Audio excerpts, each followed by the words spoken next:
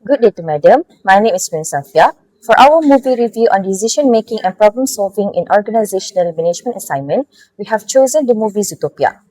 Chapter 5 discusses decision making and problem solving, including how problems are identified, analyzed, and solved through a systematic processes, as well as the barriers that can affect decisions. We chose Zootopia as the movie for this study because it clearly shows how this concept works in action. The movie highlights how the characters identify the real problem, make decisions based on evidence, and overcome barriers such as prejudice. This closely relates to the ideas discussed in Chapter 5 and makes it easier to understand how structured decision making works. For summary, Zootopia is a movie about a rabbit named Judy Hopps who dreams of becoming a police officer in a city where animals of all kinds live together.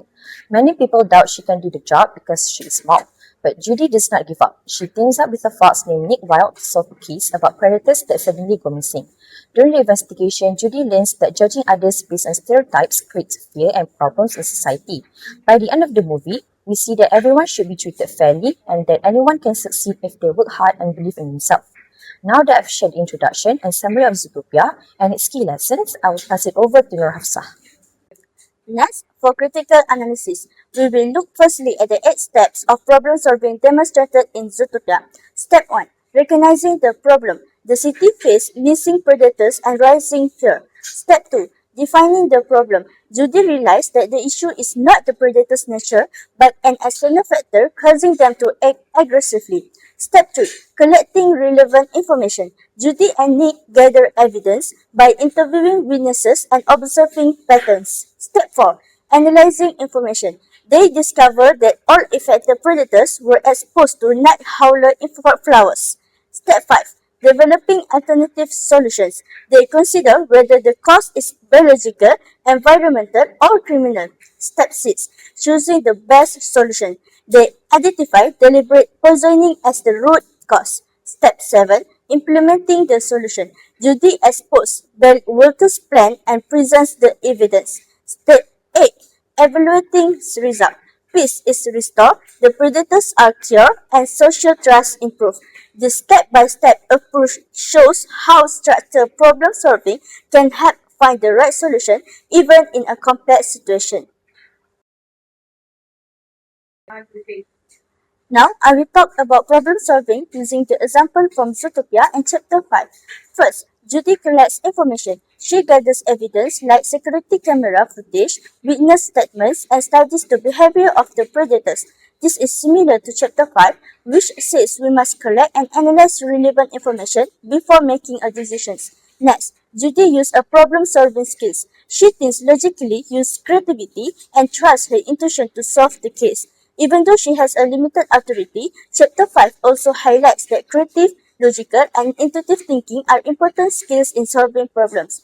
However, Judy faced barriers. She deals with prejudice, resistance from colleagues, and lack of trust. Chapter 5 explains that barriers can be a human, system-related, or economic. This case study has strength. It clearly shows a step-by-step problem-solving process from identifying the problem to evaluating the results. It also highlights human factors in problem solving. However, there are also weaknesses. It simplifies complex organizational problems and makes decision making look faster than in real life. It also focuses more on individual effort rather than teamwork.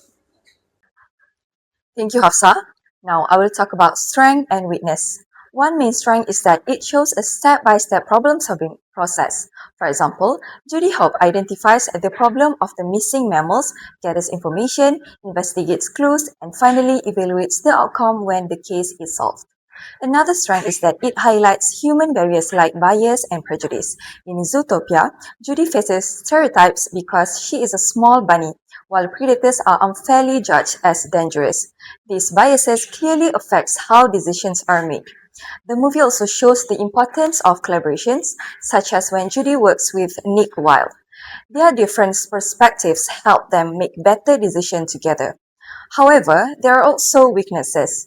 The movie simplifies complex organizational problems, making decisions seem faster than in real organization. It also focuses more on individual decisions, like Judy's personal choices, rather than formal police systems. Lastly, many decisions are rely on intuition, and personal judgment instead of data-driven evidence. Thank you, Damya, for the insightful critical analysis of the movie.